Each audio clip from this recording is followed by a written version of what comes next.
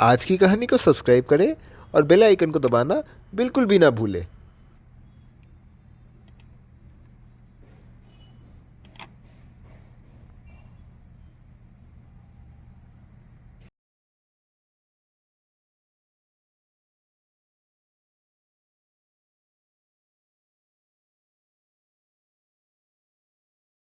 अरे अरे, ये क्या हो रहा है? ये क्या हो गया है इन इमारतों को? ये सब ढह ढहा कर क्यों गिर रहे हैं?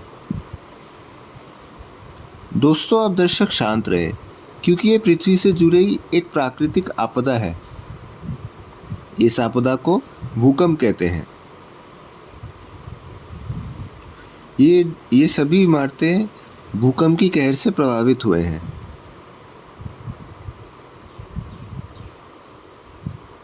परंतु ये भूकंप किस कारण से आता है?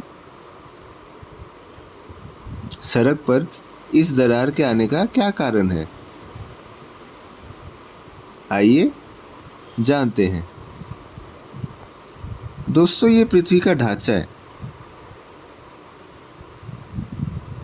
इस ढांचे के बारे में पहले एक वीडियो बन चुकी है। जिन्होंने नहीं देखा वे ऊपर आई बटन को दबाकर देख सकते हैं। इस ढांचे के सबसे नीचे मेंटल है। इसके तले बड़े बड़े चट्टान की परतें होती है, जिसको टेक्टोनिक प्लेट्स कहा जाता है। कहा जाता है कि ये धरती पूरी इन प्लेटों के आधार पर टिकी हुई है।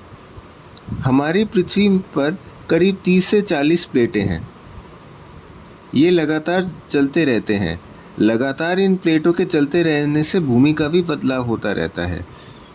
जी हाँ, इन प्लेटों का धरती पर बदलाव होता है।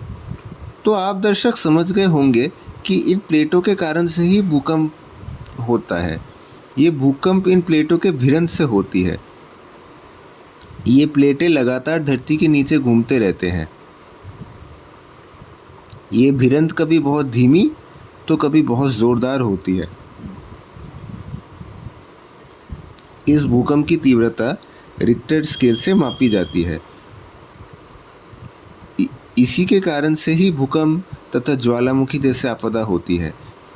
जिस स्थान पर ये प्लेट आपस में भिड़कर बाउंड्री बनाते हैं, उसी स्थान को भूकंप का केंद्र माना जाता है। दुनिया में ऐसे बहुत सारे भूकंप प्रभावित क्षेत्र हैं। इनमें से सबसे प्रभावित क्षेत्र है प्रशांत महासागर के चारों ओर स्थित बसे देश। इनमें से कई ऐसे देश हैं जिनके नाम हैं जापान, इंडोनेशिया, यूएस और न्यूजीलैंड। ये भूकंप तो आता है, परंतु इससे अब कैसे बचे? दोस्तों, घर के सबसे कोने वाले हिस्से पर जाकर खड़े हो जाए, या अपने मेज़ के नीचे आकर बैठ जाए, या इमारत से बाहर आकर किसी पेड़ के नीचे छुप जाए। ये थी कहानी भूकंप एक आपदा। आशा है कि आज की इस वीडियो से आपको भूकंप संबंधित सारी जानकारी इकट्ठा आपने कर ली होगी। इस वीडियो को लाइक करें और आज की कहानी चैनल को सब्सक्राइब करें।